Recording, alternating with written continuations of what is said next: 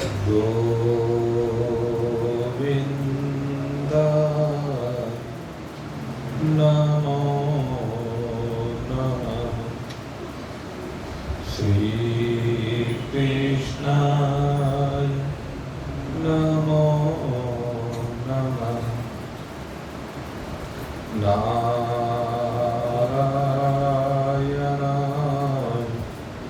नमोस्तुते।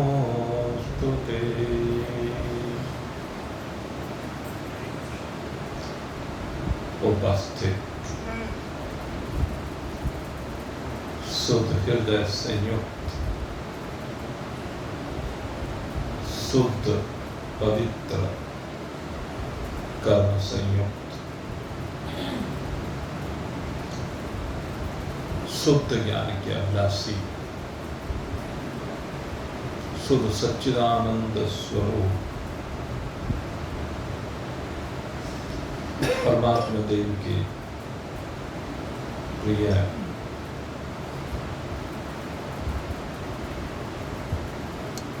सज्जन वृंद, कल आपके सन्मुख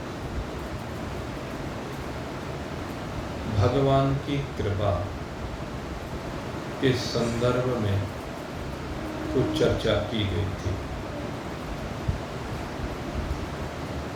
ये भगवान की कृपा ही है जो हमें सद्गुणों से संयुक्त करती है। भगवान की कृपा से ही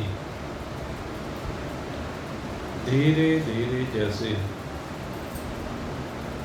वर्षा ऋतु में जल संग्रहित होकर के तालाब को लबालब कर देता है, उसी प्रकार से ये सद्गुण धीरे धीरे संग्रहित होकर इस हृदय को परमात्मा के प्रेम से लबालब कर देते हैं। इसलिए हमें गुणग्राही बनना चाहिए। प्रत्येक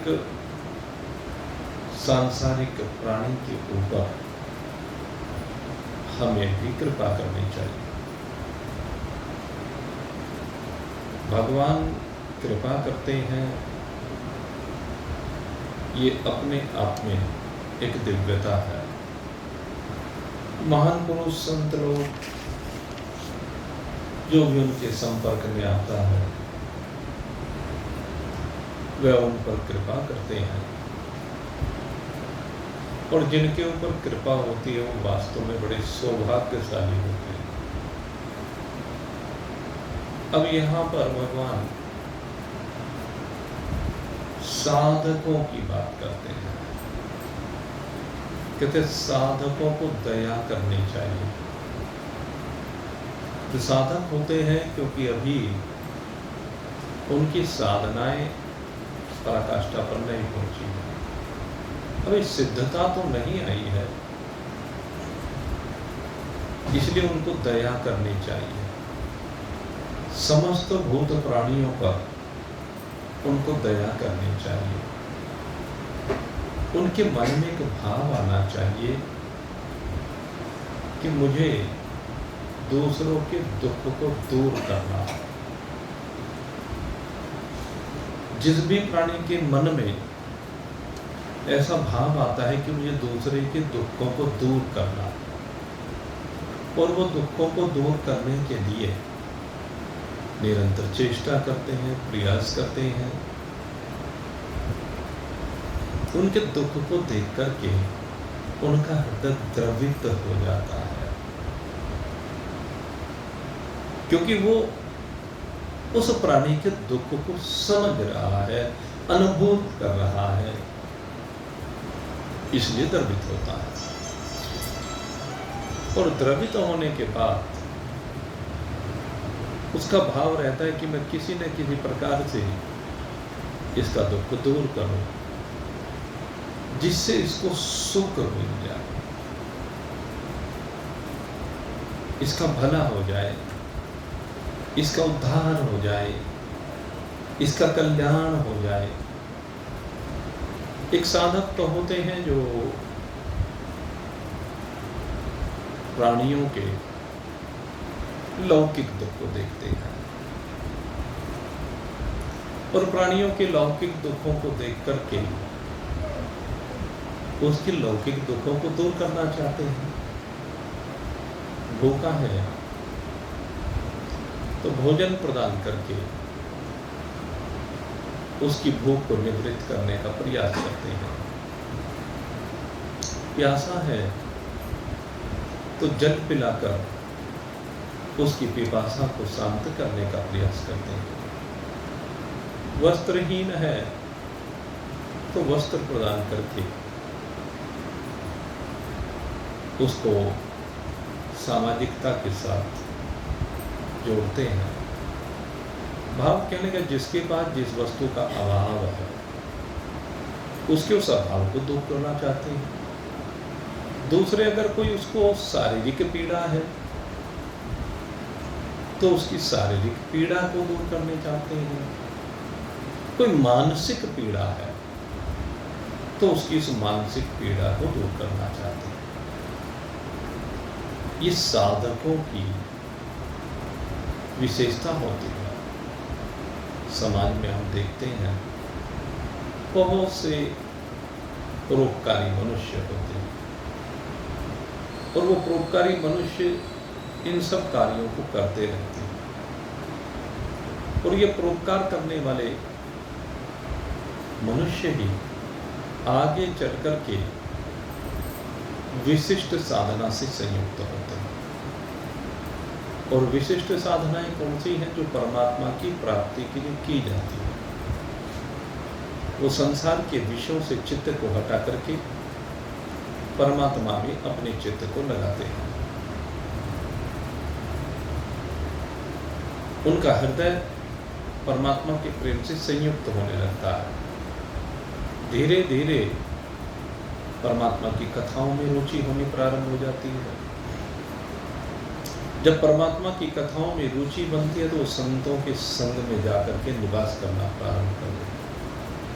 और यही भक्ति की सबसे पहली शर्त है कि साधक महान पुरुषों का संग करें। इससे पारमार्थिक उन्नति होगी। प्रथम भगति संतन करी संग। गोस्वामी जी महाराज ने जो नवधा भक्ति का स्वरूप हमारे सम्मुख रखा है, इसमें 9 शर्तें रखी हैं भाई, जिसमें पहली शर्त यही है कि आप संतों का संग करें। संतों का संग करके उनको अपनी सेवा के द्वारा प्रसन्न करें। और जब सेवा से प्रसन्न हो जाए, महान पुरुष प्रसन्न हो जाए, तो उस समय अपना प्रश्न करना चाहिए, अपनी जिज्ञासा को प्रकट करना चाहिए, अपने उद्धार के लिए प्रार्थना करनी चाहिए। तो ये क्रम है मेरे मित्रों। जब उद्धार के लिए प्रार्थना करते हैं तो महान पुरुष बड़े दयालु होते हैं, बड़े कृपालु होते हैं। उनको दयालु भी कहा गया, अर्थात दया का गुण भी है, और कृपालु कृपा का गुण भी है। वो अभाव को भी दूर करते हैं और उसका शुद्धिकरण भी करते हैं। तो साधकों का शुद्धिकरण, आंतरिक शुद्धिकरण की आवश्यकता है। और इस आंतरिक शुद्धिकरण के अंतर्गत मन का शुद्धिकरण है। जो हमारा मन है ना, ये भाई, ये मन ही सबसे अशुद्ध भाव से संयुक्त होता है। जैसा जैसा संग करता है, मन उस संग से चिपक जाता है। इसलिए हमारे संत और ग्रंथ बार बार ये कहते हैं, भाई तू अशुभ संग से संयुक्त मत हो, तो दुष्टों के संग से बच, तो संसार के भी संग से बच। अधिक से अधिक एकांत का सेवन कर। और उस एकांत से तात्पर्य है कि न एक का संग कर। उस एक के संग में ही तेरी समस्त वासनाओं का अंत हो सकता है। जब तू उस एक का संग करेगा तो विषयों से तेरी निवृत्ति हो सकती है, और विषयों से निवृत्त होकर के तेरी वासनाएं अंत हो जाएंगी, समाप्त हो जाएंगी। वासनाओं का अंत होने से ही तुझे एक परमात्मा की प्राप्ति होगी। इसलिए एकांत सेवन को मन के शुद्धिकरण के लिए विशेष रूप से कहा गया है। क्योंकि देखो, अगर यदि संसार में दुर्जनों का संग करेंगे तो उनकी जो बुरी आदतें हैं, जब बार बार उनको सुनते हैं ना, तो दुर्जन भी अपनी बात को इतनी सफाई के साथ रखता है कि हमें लगने लगता है कि हाँ भाई ये सही कह रहा है। लेकिन वो जो दुर्जन लोग होते हैं ना, वो सही नहीं कह रहे होते, वो अपने साथ मिलाने के लिए ऐसा कह रहे होते हैं। उनके मन में अंदर कहीं ना कहीं एक स्वार्थ छिपा होता है, उनके मन में अंदर कहीं ना कहीं पर आपको दिशा विमुख करने का उद्देश्य छिपा होता है, वो आपको रास्ते से भटकाने वाले हुआ करते हैं। इसलिए हमारे संतों और ग्रंथों ने कहा कि दुर्जनों को दूर से ही प्रणाम कर देना चाहिए, क्योंकि अगर वो मिलते हैं तो वो समझ लीजिए वो दारुण दुख के कारण हैं। उनका संग ही दुख देने के लिए, उनकी उत्पत्ति ही दुख देने के लिए हुई है।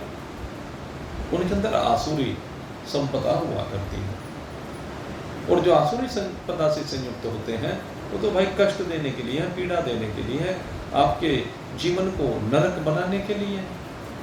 ऊपर से बड़ा लुभावना लगता है, उनका चरित्र ऊपर से लुभावना लगता है, लेकिन कैसे?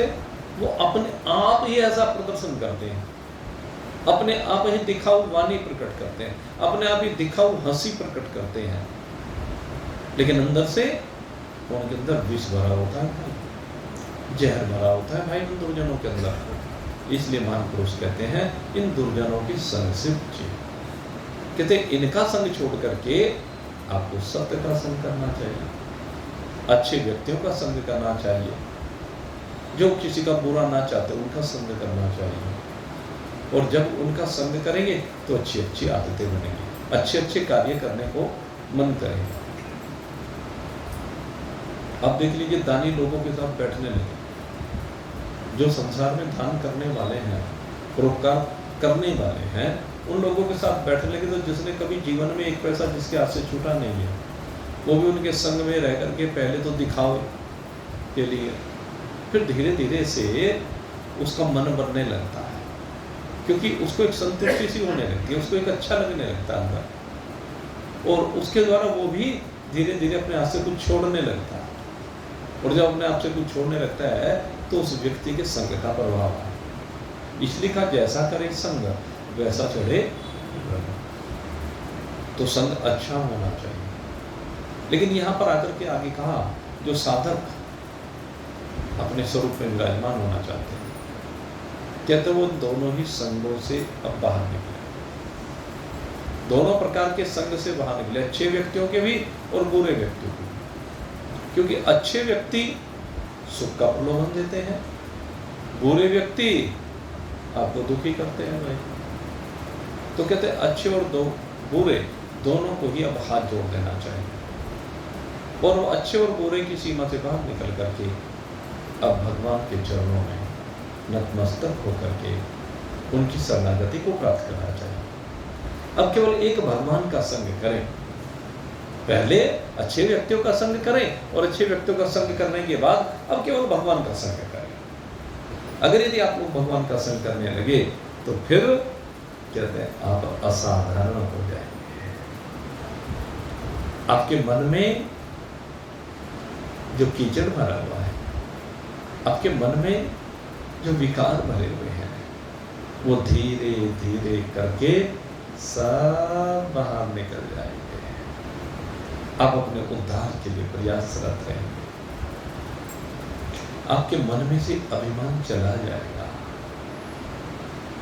आपका स्वभाव ऐसा हो जाएगा कि अगर संसार का संग हो रहा है तो वो संसार का संग भी दूसरे का शुद्धिकरण करने के लिए हो रहा है, दूसरे का भला करने के लिए हो रहा है, दूसरे को सुख पहुंचाने के लिए हो रहा है। ऐसा स्वभाव बन जाता है। इसलिए अब कहते हैं कि साधक को अपने मन को एकाग्र कर लेना चाहिए, अपने मन को परमात्मा में जोड़ देना चाहिए। मन मना भव, भगवान श्री कृष्ण ने आखिर में यही तो कहा, मन मना भव, मेरे में मन को लगाने वाला हो भाई, मेरे जैसे मन वाला हो भाई। जब हम कर्मयोग की बात करते तो भगवान के मन जैसा मन हो जाए, भगवान के जैसे कर्म करने के लिए उद्यत हो जाए। यदि भगवान के जैसे कर्म तो यद्यपि कोई भी नहीं कर सकता भाई, क्योंकि भगवान की महिमा तो असीम है भाई, अपरंपार है भगवान तो। लेकिन भगवान ने कहा मेरे जैसे, कहते जैसे मैं सारे संसार का पालन करता हूँ, सारा संसार मेरा परिवार है, तेरा परिवार तो छोटा है ना, तो तू उस छोटे परिवार का पालन करने वाला बन जा। ये है भगवान के जैसा। मैं सारे संसार का भला करना चाहता हूँ, तू अपना जितना संसार है उसका भला करने वाला बन जा। सबके अपने संसार है ना व्यक्तिगत, तो इनका भला करने वाला हो, मन मना हो। और दूसरी बात कही तो बिल्कुल अपने इस मन को मेरे मन के साथ संयुक्त कर दे, तेरा मन मेरा मन हो जाए, तेरा मन और मेरा मन एक हो जाए, दोनों के बीच एक तादात्म्य संबंध बन जाए, एक रूपता का संबंध बन जाए, हमारे मन का और तेरे मन का भेद ही मिट जाए। क्योंकि जब मैं था तब हरि नहीं, जब मैं था तब हरि नहीं, अब हरि है तो मैं ना, अब हरि है तो मैं ना, अब हरि है तो मैं ना है। जब तक मैं था तब हरि नहीं था भाई, क्योंकि मेरी मैं थी। अब मेरी मैं जैसे ही परमात्मा की मैं के साथ मिली तो परमात्मा मात्र शेष रह गया।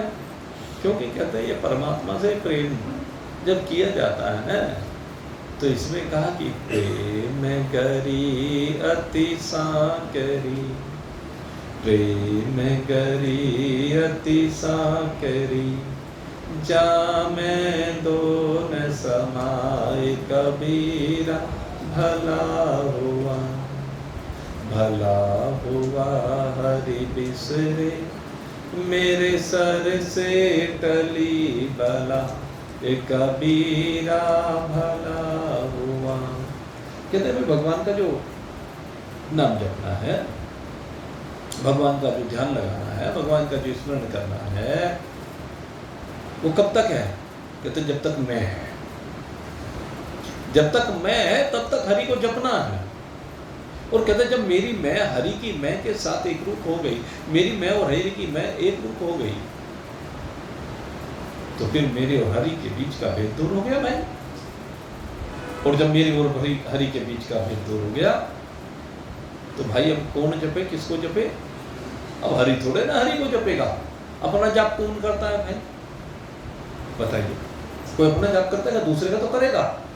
अब जब हरि के साथ मिलकर के एक रूपता को प्राप्त हो गया तो अब जो कुछ करने की जरूरत नहीं है।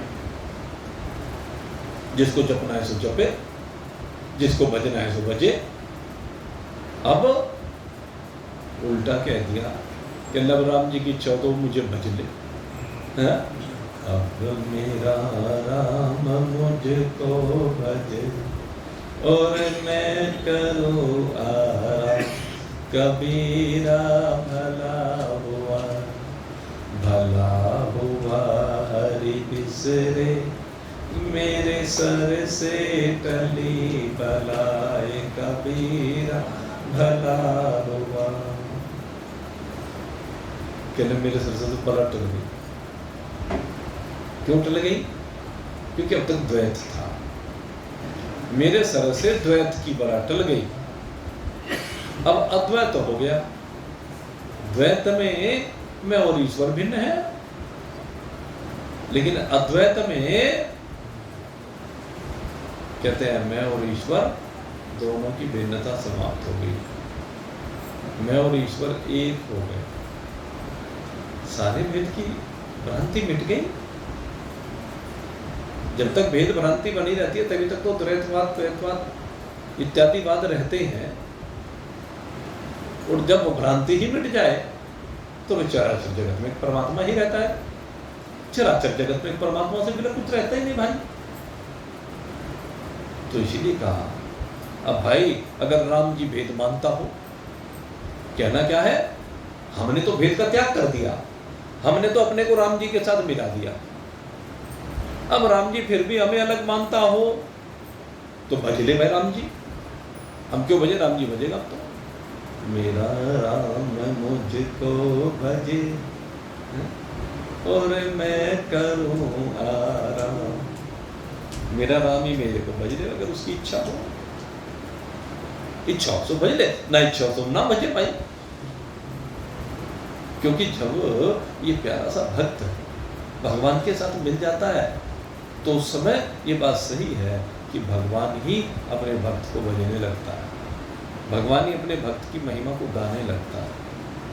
आप श्रीमद् भगवद गीता का अध्ययन कर रहे हैं, इसमें बहुत जगह पर कुछ महान पुरुषों के नाम लिए हैं भगवान ने। उन महान पुरुषों में विशेष रूप से जनक जी का नाम लिया। जनक जी विधेय हो गए। विधेय से तात्पर्य क्या है, अपनी परमात्मा स्वरूपता में विराजमान हो गए। तो उनका उदाहरण दिया है भगवान ने। तो अब जब भगवान उनका उदाहरण दे रहे हैं, इसके मतलब क्या है कि भगवान के अंदर उसके प्रति भाव है, प्रेम का भाव है, उसे अपने समझने का भाव है। इसलिए जनक जी को भजा। इक्ष्वाकु का नाम भी भगवान ने लिया, मनु महाराज का नाम भी भगवान ने लिया। तो ये ऐसे भगवान के भक्त हुए हैं जो भगवान के साथ एक रूप हो गए। और जब भगवान के साथ एक रूप है तो भगवान का भजन करते हैं, मेरा राम मुझको भजे। जैसे आपको कथा सुनाई है हमने, वो हनुमान जी का डायरी वाला प्रसंग। और डायरी वाले प्रसंग में जब हनुमान जी का नाम नहीं था तो नारद जी हनुमान जी को लेकर के भगवान के पास गए। कहले प्रभु आपने डायरी बनाई है, सब भक्तों का नाम लिखा। हाँ भाई, मेरे बड़े प्यारे प्यारे भक्त हुए हैं जिन्होंने मुझे बहुत बचाया है। और कहने जी हाँ ये बात तो सही है, अब उन भक्तों के नाम कभी कभी देख लेता हूँ। कहने प्रभु आप एक नाम को भूल गए। कि नहीं भाई किसी को नहीं भूला। कहने नहीं भूल गए, किसको भूले। कहने इसको भूल गए, अपने प्यारे भक्तों को, हनुमान जी को। कहने तुम्हें किसने कहा कि हनुमान मेरा भक्त है। हनुमान मेरा भक्त है ये तुम्हें किसने कहा। कहने लगी ये वाह क्या बात करते हो, हनुमान जी जैसा भक्त तो आज तक कोई हुआ ही नहीं, भक्त शिरोमणि है। कहने भाई नहीं, ये हनुमान मेरा भक्त नहीं है। और क्या है। कहने लगे मैं हनुमान का भक्त हूँ। ये हनुमान मेरा भक्त नहीं है, मैं हनुमान का भक्त हूँ। अरे ये तो मेरे हृदय में बसा हुआ है, क्योंकि मैं इसका भजन करता हूँ। तो ये मेरा राम मुझको भजे। ऐसे जो प्यारे भक्त होते हैं ना, उनका भजन भगवान ही करने लगते हैं, उनको भगवान ही भजन, भगवान ही याद करने लगते हैं। तो भक्तों तो फिर ऐसा हो ना, हनुमान जी के जैसा भक्त हो। तो यही बात कह रहे हैं। यह है पराकाष्ठा, मन मना भाव की। मेरे जैसे मन वाला हो, भगवान कहते हैं ये मन ही है भाई सब कुछ। इसलिए तो मन को ठीक कर ले भाई। अगर यदि तू भी अपने मन को ठीक नहीं करेगा तो फिर कौन करेगा। विचार करके देख, फिर तो भाई सांसारिक प्राणी है। अब उन सांसारिक प्राणियों की दया की बात भी भगवान कर रहे हैं। सांसारिक साधारण मनुष्यों के दया की भाव कैसे होते हैं, अब उनकी बात भी भगवान करते हैं कि कहते हैं उनकी दया तो होती है, लेकिन उनकी दया के अंदर मलिनता होती है। वो दुखी जीवों की दुख की निवृत्ति की चेष्टा तो करते हैं, पर उनके अंदर एक भाव आता है। जब उनका प्रयास होता है, उनकी सहायता होती है, तो उनकी मन में एक भाव आता है, देखो तो मैं कितना दयालु हूँ भाई, उनके मन के अंदर भाव आ रहा है, मैं कितना दयालु हूं, मैं कितने जीवों को सुख पहुंचाता हूं, मैंने कितने जीवों को सुख पहुंचाया है, कितने लोगों के दुख को दूर किया। अरे मैं बहुत अच्छा आदमी हूं भाई, मेरे जैसा दयालु कोई दूसरा थोड़े ना हो सकता है। ऐसे दयालु तो कोई कोई होते हैं जैसा मैं हूं। तो ये क्या है, ये दया तो कर रहा है, अच्छे कार्य तो कर रहा है, लेकिन मन में एक अहम आ गया है, मन में एक ईगो आ गई है, मन में एक ऐसा भाव आ गया है कि मेरे जैसा दयालु कोई कोई बिरला होता है। इसलिए लोगों को मुझे अच्छा मानना चाहिए, लोगों को मेरा सम्मान करना चाहिए, लोगों को मेरा आदर करना चाहिए। तो अपने को एक क्या है कि वो इंग्लिश में एक सुपीरियरिटी कॉम्प्लेक्स होता है, सुपर सुपर सुपर, हाँ? मैं फलाने से ऊपर, फलाने से बढ़िया, फलाने से बढ़िया, इसको सुपीरियरिटी कॉम्प्लेक्स कहते हैं। तो वो भाव उसके अंदर आ जाता है, वो काम तो करता है, ऐसा नहीं काम नहीं करता है, लेकिन उसके मन में ऐसे भाव रहते हैं और वो सब जगह अपने आप को आगे दिखाने का प्रयास करता है। तो उसके अंदर दया का भाव तो है, लेकिन उसकी दया में मलिनता छिपी हुई है, अशुद्धि छिपी हुई है। तो ये जो अशुद्धि होती है उसे दूर करना चाहिए। अरे तू कौन है करने वाला, तू कौन है देने वाला? देने वाला तो केवल एक ही है, सबके दाता राम। अजगर करे न चाकरी, पंछी करे न काम, दास मल का कह गए सबके दाता राम। देवनहार तो कोई और है भाई, लेकिन अहंकार मेरा छिप जाता है। अरे तुझे भी तो कोई दे रहा है, जरा इस बात को ध्यान कर। जिसने तुझे दिया है तो उसी के माल को अपना कह करके दूसरों को दे रहा है। जैसे बहुत से लोग हैं वो माल किसी से लेते हैं, स्टैंप अपनी लगा देते हैं, अपनी स्टैंप लगा करके आगे सप्लाई कर देते हैं। तो नाम तो किसी का, वो काम तो किसी का और नाम हमारा। यह अभिमान है, यह अहंकार है। और फिर कहते हैं इनसे भी एक साधारण मनुष्य होते हैं, लेकिन इनसे भी निकृष्ट श्रेणी के दयालु होते हैं। हालांकि कहा उनको भी दयालु है, दया वो भी कर रहे हैं, लेकिन उनकी दया का दायरा एक बहुत सीमित सा दायरा हो जाता है। उनकी दया का दायरा कहाँ हो जाता है? कहते हैं परिवार में सिमट जाता है, रिश्तेदारों में सिमट जाता है। दया तो करते हैं, लेकिन वो मान लीजिए अपने परिवार में कोई दुखी है तो उसकी सहायता कर दी। परिवार में मान लीजिए कोई बेटी है किसी की, परिवार में रिश्तेदारी में, तो उसके विवाह को करना है तो उसके विवाह के समय पर सहयोग करती है। तो वो अपने परिवार तक सीमित रह जाता है, उसका दायरा सीमित हो जाता है, संकुचित दायरे में। उसकी दया होती है, उसकी सहायता होती है, उसका परोपकार होता है। तो कहते हैं ऐसे लोग भी होते हैं जो इनको कहा कि ये एक तरह से पक्षपात है। भगवान ने कहा कि तू सबके लिए तेरा धन जो मैंने तुझे दिया है, लेकिन वो एक दायरे में सीमित कर देते हैं। और भाई ये कैसे होते हैं जो अपने स्वार्थ के लिए, अगर यदि आज परिवार के ऊपर भी कोई संकट आया है और उसमें कुछ किया तो उसमें भी उनके पीछे उनका स्वार्थ रहता है कि आज कुछ इसकी हेल्प कर दे और कल इसका फायदा उठा ले, कल इसका फायदा तो उठा लेना। तो इस तरह से कहा कि दया के भाव भाई अनेक हैं, लेकिन सबसे श्रेष्ठ जो दया होती है वो जब कृपा का रूप ले लेती है, वही मानी जाती है। भगवान दयालु हैं, लेकिन सबसे बड़ा भाव कृपा का है। कृपा की ना होती जो आदत तो सुनी ही रहती ये महफिल। ये कृपा की आदत चाहिए। बेटा अगर यदि कोई गलती करके आए तो उसको 2 थप्पड़ लगा देने चाहिए। ये कृपा है। आपको बता दूं, अगर यदि बेटे की गलती पर 2 थप्पड़ उसको लगा दिए तो ये कृपा है, क्योंकि आज के लगे हुए 2 थप्पड़ आगे की गलती का निवारण कर देते हैं। और अगर यदि कोई बात नहीं बेटे आगे से मत करना, बस इतना क्या कि छोड़ दिया, तो इतने से बात बनने वाली है क्या? उससे बात नहीं बनी। वो मोह है, वो ममता है। इसलिए भगवान कहते हैं तो कृपा की आदत बना। दंड भी कृपा की आदत में ही आ गया।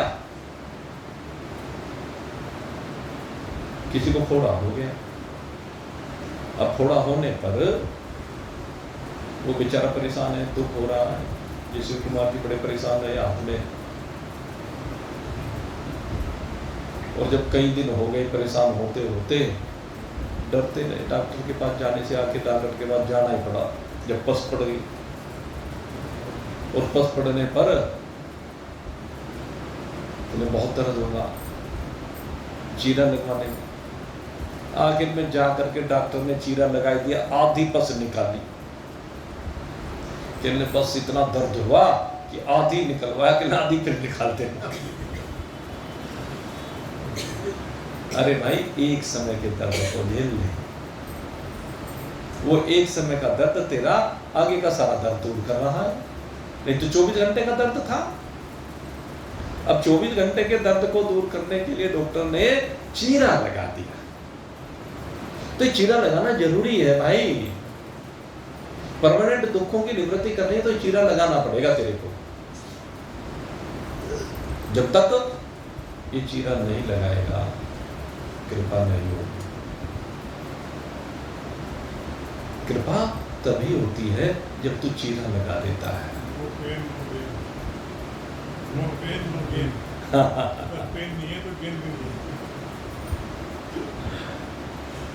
बहुत अच्छी बात कही, नो पेन नो गेन।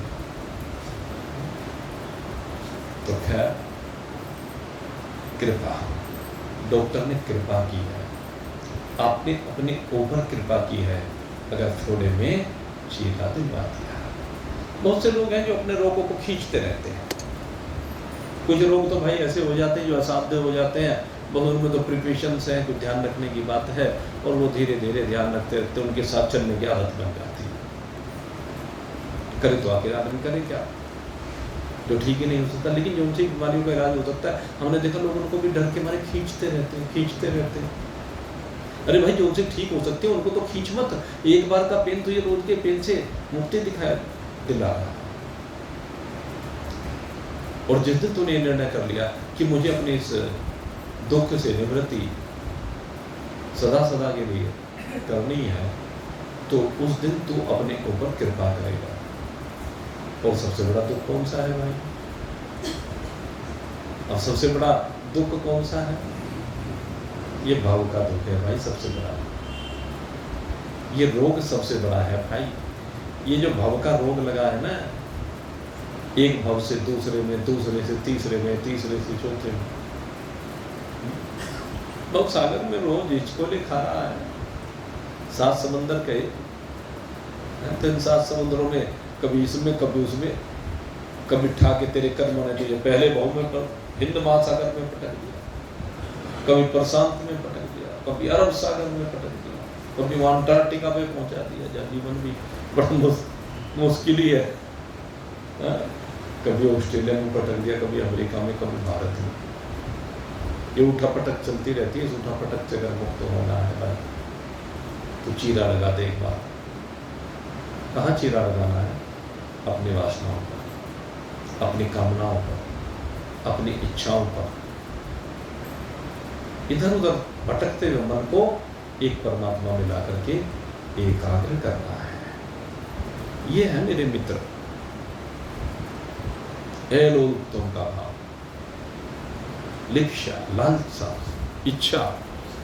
भगवान कहते हैं कि जो इंद्रियों का विषयों से संबंध होता है, शब्द स्पर्श रूप रस से संबंध होता है इंद्रियों का भाई। और जब हम इन शब्द स्पर्श रूप रस गंध के भोगों को दूसरे को भोगते हुए देखते हैं तो हमारे अंदर भी एक लिप्सा होती है, एक लालसा होती है, एक चाहत होती है। इसको लोलुपता कहते हैं। भगवान कह रहे हैं इस लोलुपता को खत्म करना होगा।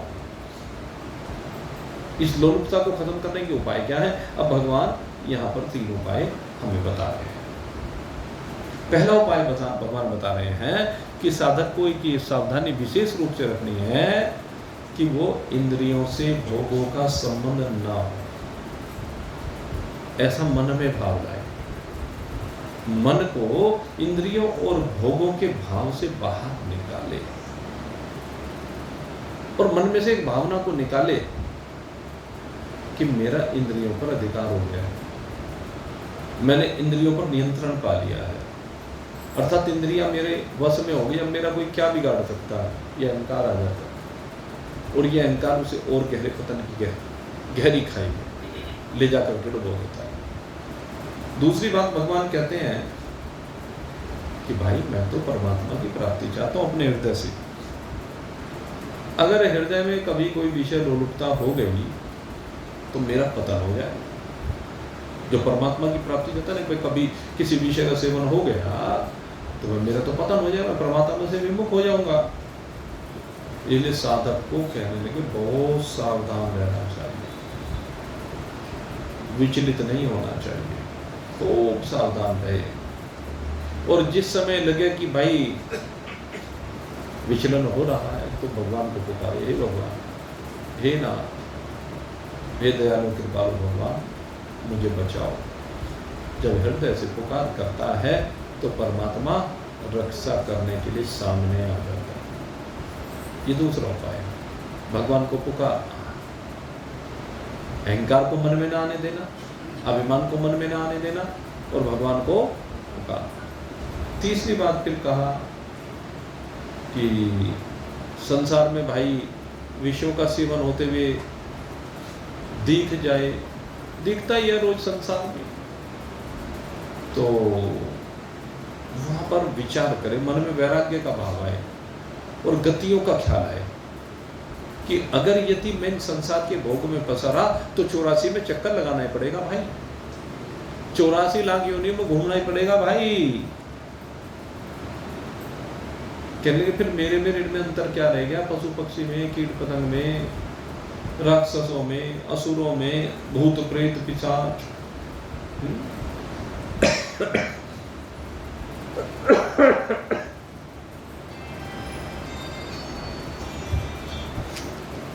मेरे में और उनमें अंतर क्या रहा? मैं भी पशु ही बन गया भाई। जब पशुवत कार्य कर रहा हूं तो पशु ही बन जाता हूं। अरे मुझे इन 84 लाख योनियों की सीमा से ऊपर उठना है, मुझे तो परमात्मा को पाना है, मुझे जन्म मरण के चक्कर में नहीं पड़ना है। बड़ी सावधानी बरतनी, जागृति को प्राप्त करना पड़ेगा, जाग करके जीवन को व्यतीत करने पड़ेगा। जागना मतलब सजग रहना, सावधान रहना। अटैक तो होंगे भाई, बार बार होंगे संसार। जब संसार में अटैक हो और संसार में जब विषयों की चर्चा होती है वो सुहाए,